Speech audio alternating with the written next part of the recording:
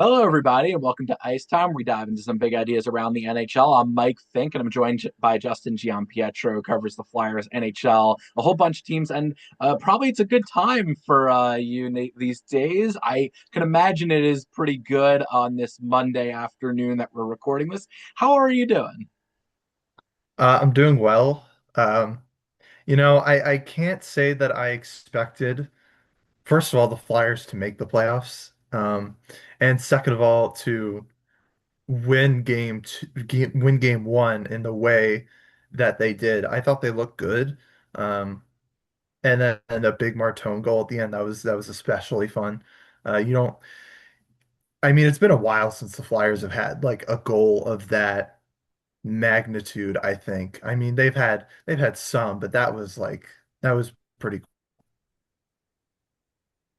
No, it's also what's name with Martone. It's they haven't had a player who can take over a game like that in a while. I mean, we'll dive. I'm sure we'll dive into it. I actually am glad I brought you on here because it's the first. Everyone's only played one game, and this is the first Monday every year. The first Monday where every podcast comes back on. We're recording on Monday afternoon, and you only have one game. You have no real clue of how the series is going to play out, except for one game. And this is Overreaction Monday.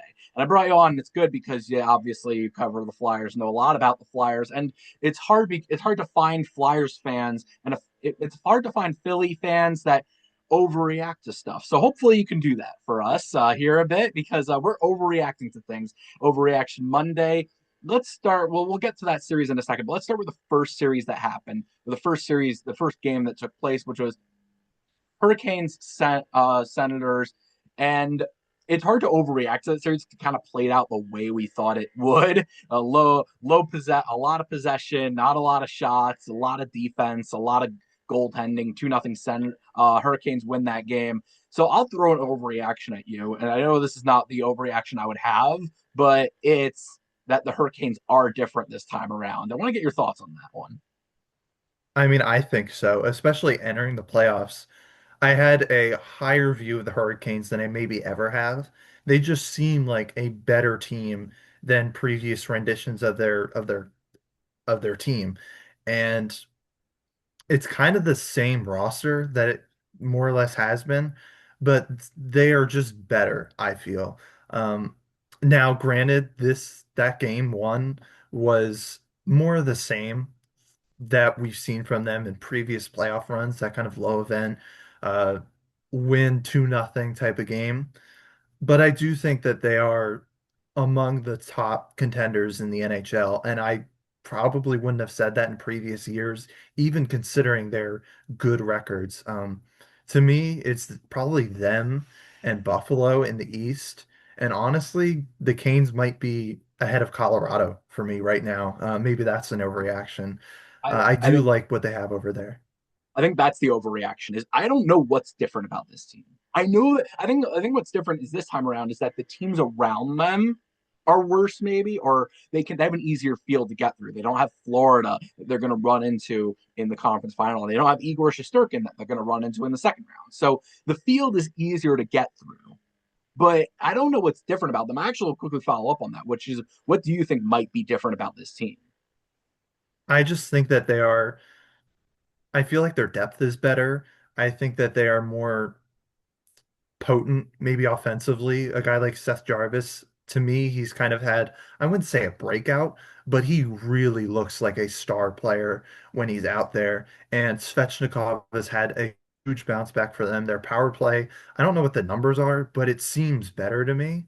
Um, and then, Freddie Anderson, he starts game one and he gets a shutout. If they're going to get goaltending too, I mean I cannot count them out. They had a really strong game against a really strong Senators team. They are not a true eight seed to me. They're a strong team, especially down the stretch. They were a pretty good team. So to beat them kind of convincingly, I mean, if you watch that game, I just never really thought the Sens had a chance. So it was a good performance for them, but it is one game. So Yeah, it is one game. It is early because I was thinking the Senators are the type of team that actually a lot of people are picking to pull off the upset. The Hurricanes win that game and they're off to a good start. So it was a convincing game and reminds me of the next convincing game, which was the next one that happened. Wild Stars. The Wild just ran the Stars out of the building, out of their own building. Was just blew them out, and that leads to an overreaction. I think you probably have the same one, which is this is the year the Wild get over the hump. This is the year that they have the team that every year we talk about the Wild, we're saying they're good, but how good are they really? They're a good first round team, but can they beat a team in the playoffs? They have the game changing talent. And after winning that game, I mean, obviously we still have our question marks about them, but my overreaction is that this is the year when they have Quinn Hughes and they got Quinn Hughes now. Having that game changing defenseman just makes all the difference. Now this is the year. Overreaction. I'm sure you have the same overreaction as I do, but after one game, your thoughts on that? I mean, I can't disagree. I have similar thoughts with the Wild. I was concerned about their center depth a little bit, and they didn't do anything to really address it. But they have so many weapons, and they can score a lot of goals. Um, and they also got goaltending in that game one from Wallstedt. That was big. I mean, that was a very convincing performance against a very good Stars team. I mean, some people were picking the Stars to kind of go to the finals, maybe even win the cup over Colorado. Like like Colorado kind of slowed down after that really strong start, and so some people were saying maybe it's Dallas's year. Minnesota beats them 6-1, pretty convincing. I mean, it's hard not to have Minnesota as a potential finalist after a game like that. I mean, they are a strong team with a lot of superstars.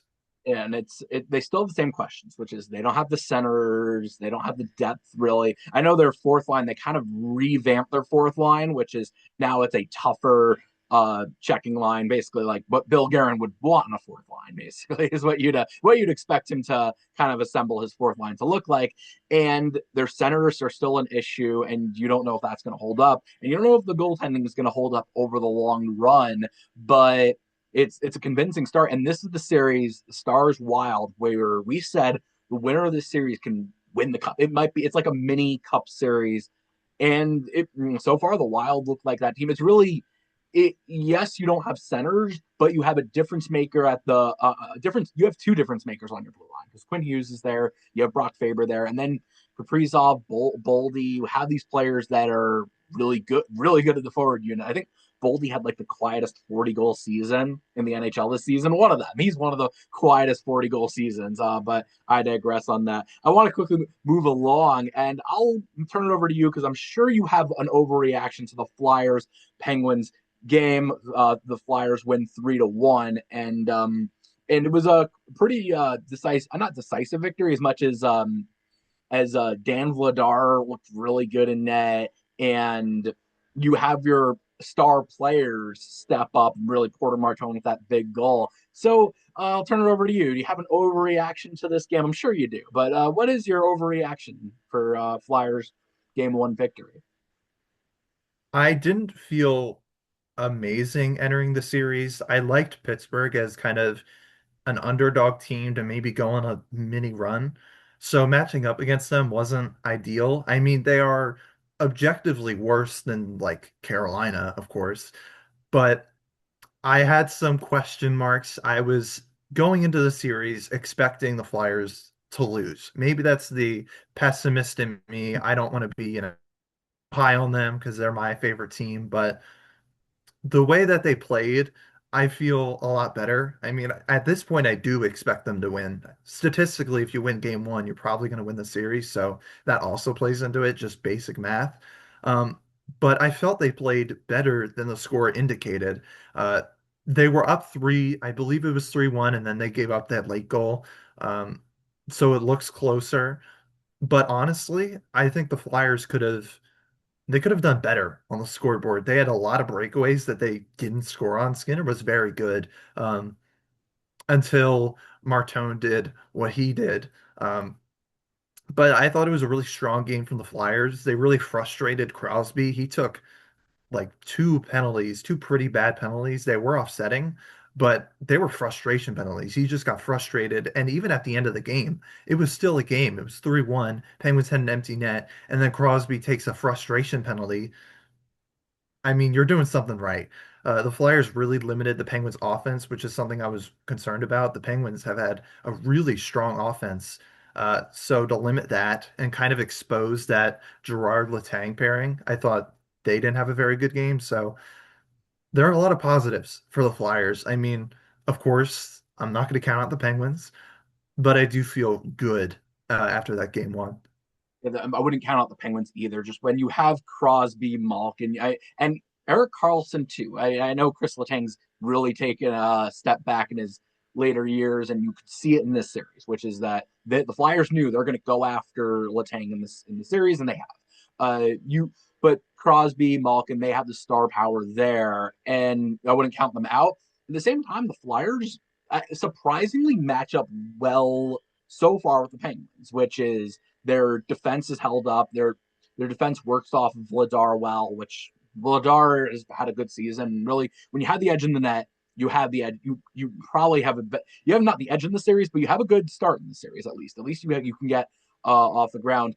And their offense has struggled all season, but since Martone came in, the offense has looked a lot better. And since Michkov has gotten more ice time, the offense has looked better. And they've worked him into the top six, into a regular role now. So the offense looks better as a whole. So the Flyers are really coming to form at the right time. My overreaction, and you probably know me, I would think of a big picture overreaction to this series, which is my overreaction to the Flyers. And I've had this for a bit, which is you don't need, if you're team building, you can build a contender without a number one C, a number one center, a true number one center, or a true number one defenseman. They don't have a true number one. The Panthers didn't either last year or the past 2 years. They didn't have a true number one defenseman. So I think that's an easy reference there.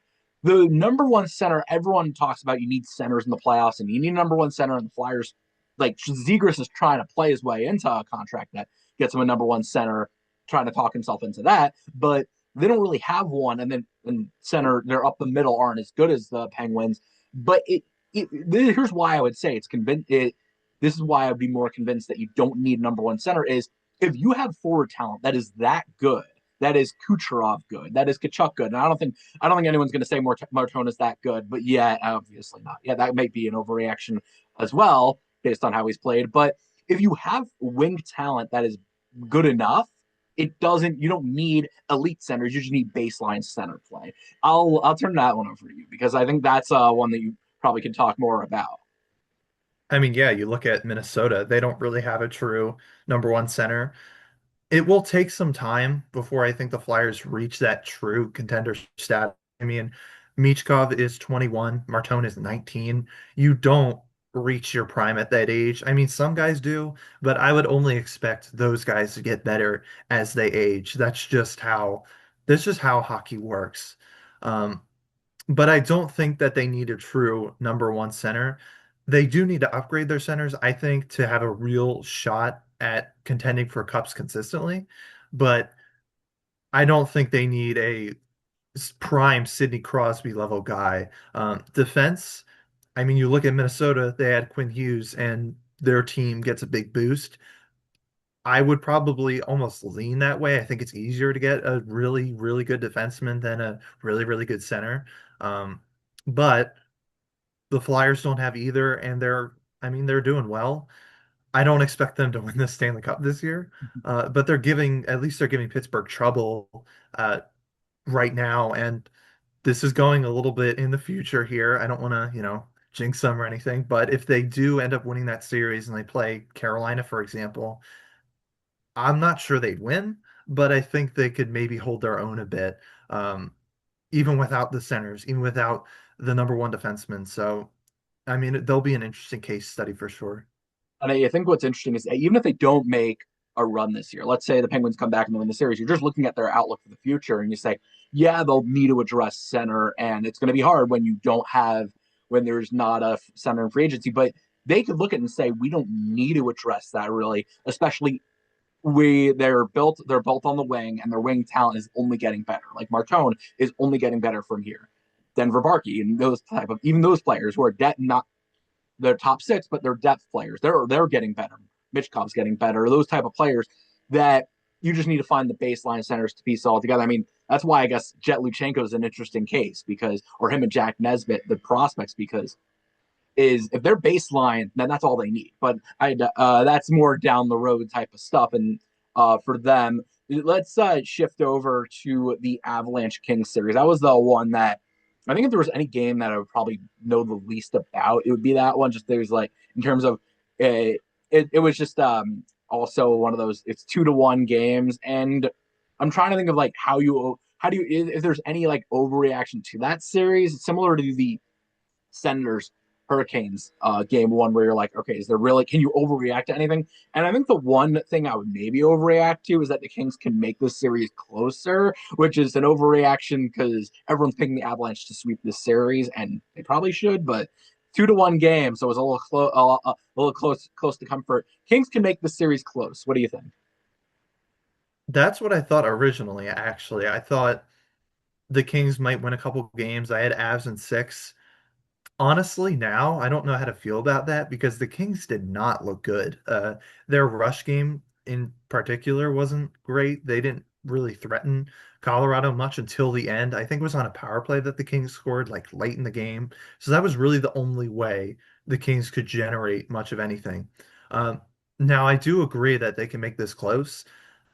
Honestly, I just don't know how to feel about LA. I mean, it's one game and things can change. If they can make improvements on their rush game, I think they could definitely make it close. Um, and Colorado, from their side, I also wasn't a big fan of their game. I mean, again, like I said, the Kings just couldn't really do much. And what did Colorado do? They did nothing. And that was kind of my concern actually going into these playoffs for them is their offense explosive enough right now to win a 7 game series against a contender like Minnesota or Dallas, for example. So I kind of went off of your point a little bit, but to I guess restate a bit, I think the Kings can make it close. I am also concerned about Colorado moving forward. I think the thing with what's interesting is like I'm talking about trying to talk myself into this. I'm like the Kings can make this series close if they just make every game a 2-1, boring, like defensive struggle because they do not look good on offense and they haven't all season. That's not their identity. It's winning games 2-1. Darcy Kemper plays well in that. They have to do that. So the part of me thinks of wow, game one was really their best chance where they held an Avalanche team to that averages what 3.6 goals per game or something like that, 3.5, and they held them to two, and you're thinking that was their really the best chance. So really, maybe after this, the Avalanche just outslugged them for the rest of the way. I actually want to ask you between the there's we have a four more series to talk about, but really three games happened on Sunday after that. Between all the series, is there an overreaction that you're thinking about before I kind of dive into mine? Between the you have the Canadiens Lightning, Sabres Bruins game, is there an overreaction on your mind that really stands out? I mean, I guess it's that. I mean, I felt this way going into the playoffs, but I still think that the Sabres are the team to beat, not just in the East, but in the National Hockey League. Things weren't going well for them in that game against Boston, and yet they still came away with it kind of convincingly if I mean, they were up 4-2, I believe, at the end. And then Boston scored like really, really late. Um, but again, things were going terribly for them. They were getting goal lead, and that happens, but it wasn't happening to Buffalo because they were getting some good, I guess you could call it puck luck. Uh, I mean, they were scoring and they were getting goaltending. There are going to be games where that doesn't happen, where neither of those happen. Um, and it was looking like one of those games.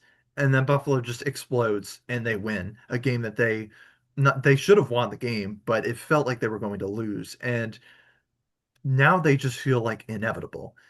And I'm higher on them actually than I was before because that just felt like a scheduled loss and they still won.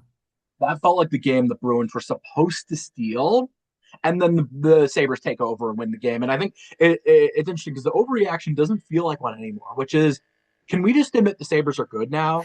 Can we finally do that? Like the hockey world is everyone's like, I don't know, 14-year playoff drought. I don't know. Like they're still new. They're young. They're new to the playoff field. And I'm like thinking they're a good team. I think if you want to piece together what makes them a good team, whether it's Josh Norris being another center to round out their forward unit, or Rasmus Dahlin playing at a Norris caliber level, which he has done since he returned to form in December. You can look at the goaltending being stable there. All the things you can talk yourself into. But just at what point do we just say the Sabres are good and they're really good? And now after game one, that's part of it. And I think the other thing that I think game one, the takeaway I had, because you're talking about that they should have lost that game and they won, is they have difference makers. Those difference makers we talk about, Quinn Hughes is a difference maker. Those players that can on any play or any shift take over the game. Just all of a sudden it's three. It was 2-0 and now it's 2-2, or it was 2-1 now it's 3-2 them. And they have a few of those. They have, I mean, you have the Rasmus Dahlin, you have the guy who scored, I think, the game tying goal, Tage Thompson, which is Tage Thompson, one of those players that I think people are now finally starting to see just how good he is. Because people never saw him. He was on the Sabres. The team wasn't very good. It's similar to Brady Tkachuk, where once he was on a national stage and a playoff stage, people saw, oh wait, Brady Tkachuk's really a game wrecker. He can just take over games.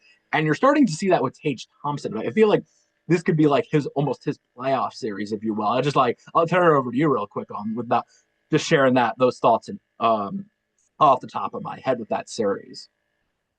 Yeah, when you have finishers like Tage Thompson, guys who can score goals, your chances of winning any game are pretty good. Um, it seems so simplistic that you need to score goals to win hockey games. That's so obvious. But not every team has a player that can just score at will. I think I'm pretty sure he scored back-to-back goals in that very short. He scored like 4 goals in 4 minutes, something like that. It was pretty nuts. And they have the talent to do that. Not every team has the talent to do that. I mean, not even a team like Carolina, I don't think, has the talent to do that. So yeah, I'm feeling pretty good about Buffalo right now. It really is that it's that player. It's those, because we talk every team has goal scorers, but it's those goal scorers that can score in any type of game or any type of way, like the Mikko Rantanens. I know we're talking. It's those power forwards that when the game gets physical and the game gets heavy and the space is hard to come by, they can power their way to the net and score. Or if the game becomes a track meet, that they can win on the rush, or they have the shot to do it. Tage Thompson's that type of player, and he's that power forward that can take over games. We're really starting to see that.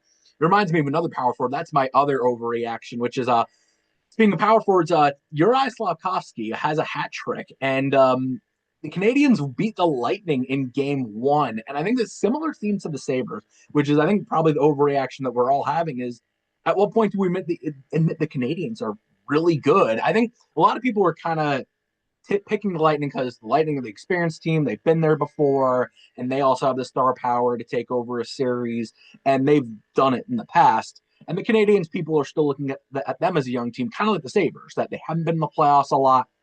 The Canadiens are there. I think they're built now where I think we have to admit that they're also a team that can go on a cup run, and they they have those difference makers. I know Cole Caulfield, that he's smaller, so maybe people will say, okay, he's going to get pushed around in the playoffs. But Slavkovsky, who had 30 goals this season, he's a difference maker. They also have all those players like Lane Hudson. We're talking about all these defensemen that we're mentioning in this pot on this episode, because I mean, all these defensemen who could be Norris Trophy winners just because of how they impact games. And the Canadiens have all these players who are in. I think the other layer to this is that they're in their prime. So my overreaction, I'm sure it's the same that you have, is at what point do we admit the Canadiens are really good now? Yeah, they're an interesting team. Um, I thought they were a bit too reliant on their power play in that game. That's kind of also how I viewed them for a long time. Their power play is pretty good. I don't know the numbers, but whenever I see the Canadians have a really good game, it's always they have like 3 power play goals.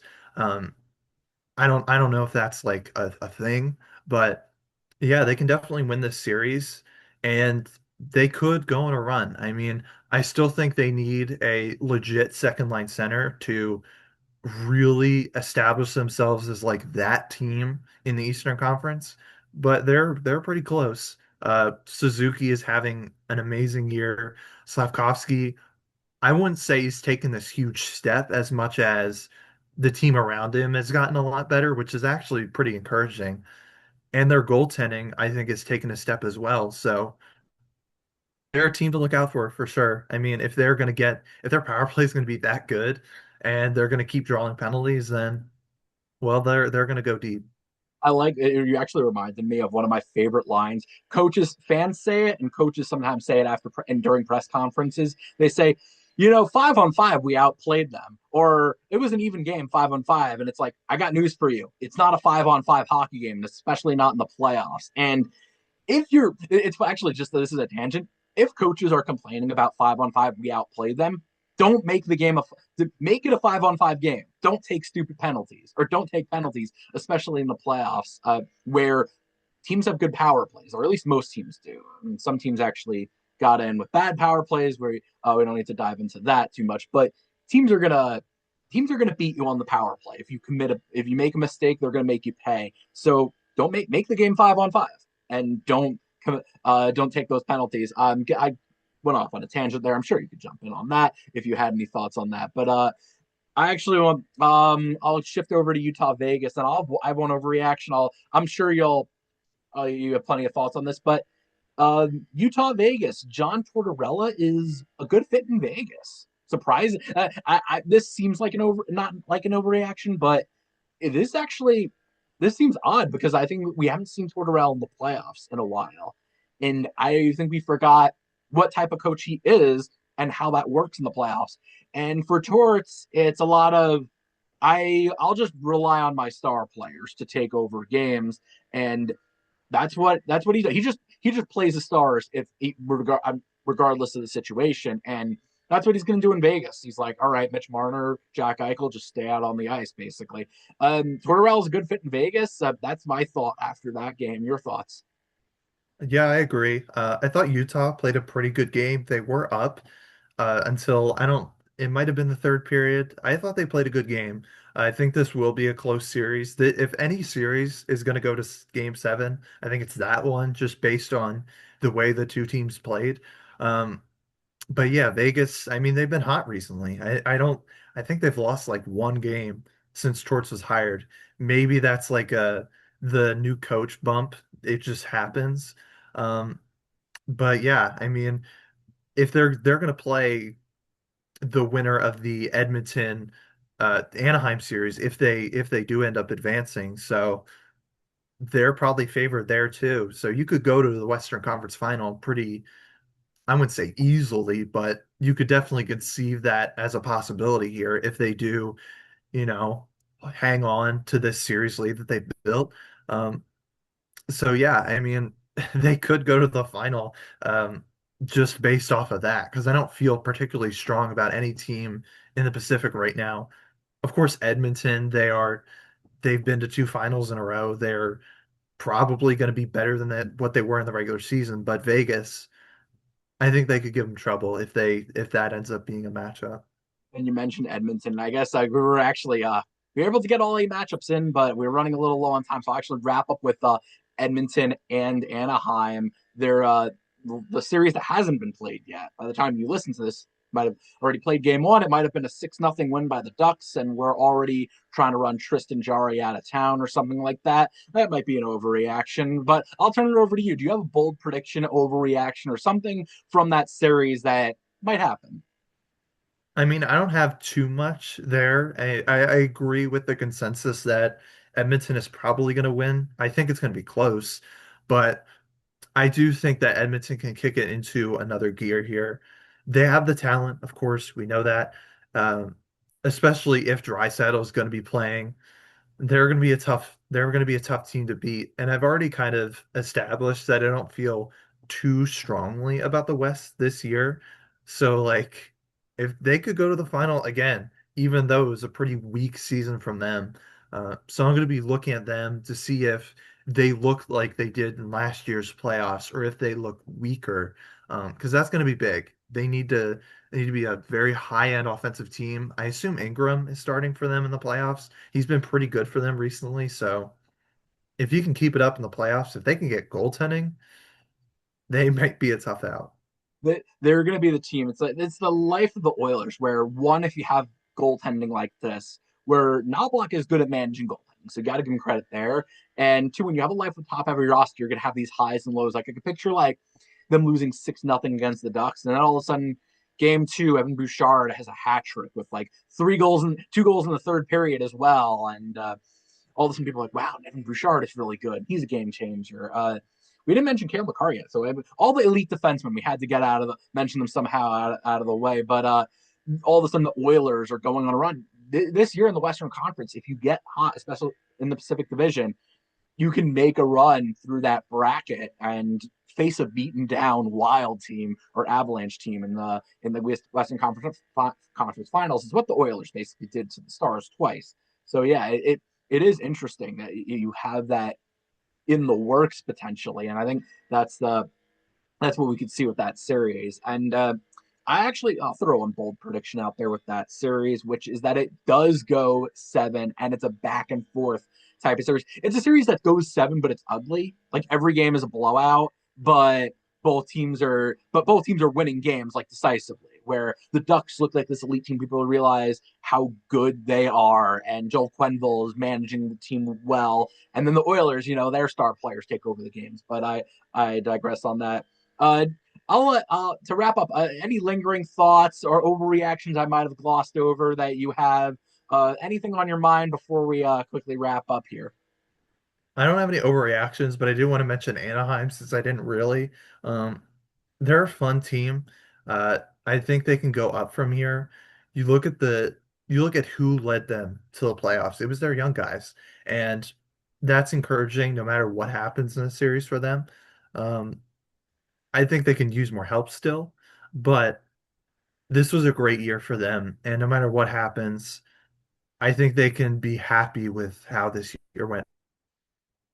Yeah, they're one of the teams that I mean, it's like a lot of these rebuilding teams. A lot of these rebuilding teams took a big step, and they could be happy with where they are right now, even if they don't win their playoff matchup. And the Ducks, I think, are one of those teams that they've got in. Really, that's good for Pat Verbeek because I think he was on the hot seat. They didn't get in, they got in for good for him. So, but they're one of those teams, and Utah is another team that they got in. So it's like they're taking a big step forward, and it is interesting because like yeah, they don't need to necessarily go on a run, but they are in a good position to do it. So it is fascinating to see. All right, that's all we got, Justin. Really appreciate you hopping on and we were able to get through all these matchups, which I didn't think we'd be able to do, and uh as as as quickly as we were able to do. So I really appreciate you hopping on and where any quick plugs anywhere we can find you, plug away. I'm still writing with the hockey writers, doing draft coverage. That's going to ramp up here soon. It is mid-April as we're filming this, so it's almost draft season. Um, and those are always fun to do, those prospect profiles, looking at guys. Um, NHL Central Scouting's final rankings came out, I believe, I think it was a few days ago. So those are fun to look at as well. But yeah, that's really it for me. Cheering for the Flyers while also looking at some of the young guys and seeing who they might draft uh, at this upcoming entry draft in June. Yeah, I forgot the prospect stuff, which we didn't dive into because you're really on top of the prospect stuff. Could have asked you who some my joking line is that who the Bruins are taking at six because the Maple Leafs somehow end up with the sixth pick, but it goes to the Bruins, or maybe somehow it can end up with the Flyers. So it's like, who are they taking in 2027? I don't want to go too far down that rabbit hole right now. But for now, that's all we got. We hope you enjoyed. Please first of all, check all of Justin's work at the Hockey Writers. Great stuff there, just across the board. But yeah, we hope you will enjoy it. Please like, comment, share, and subscribe to Mike Fink Hockey Writer, the YouTube channel that this is on. So subscribe, really appreciate it. And wow, playoffs are underway. By the time next week rolls around, like maybe some series will be wrapped up. Should be fun to see. But we hope you enjoyed, and tune in next time for another great episode. Thank you.